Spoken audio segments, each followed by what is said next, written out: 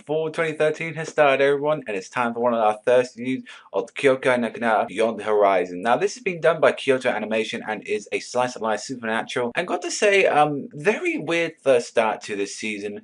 Really didn't expect what this was. I mean, it starts off with our guy, our main character Akihito, who actually gets stabbed by also our main girl, who is Kuriyama Mirai, who is for some reason it like just stabs him out of nowhere.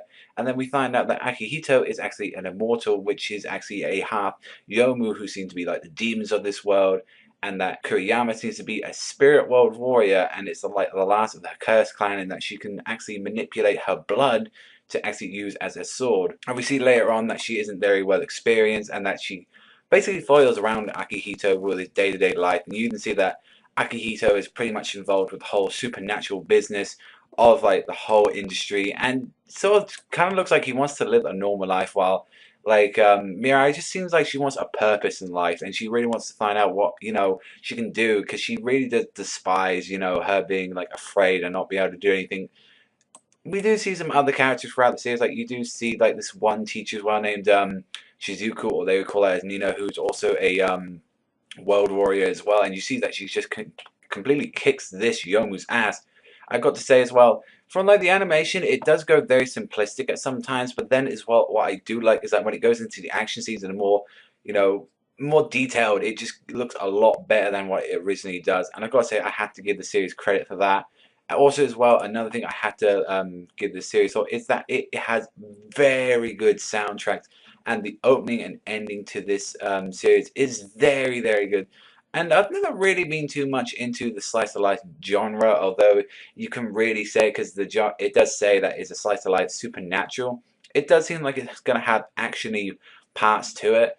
Now, I do not know when it's a 13 episodes here or 24. I'm mainly going to go with 13 episodes, but for what I've seen so far, it's alright. The premise I've sort of seen a lot nowadays. With the whole, demons, or we're fighting them, or main character just happens to be half of that. So it's pretty predictable where this series might go.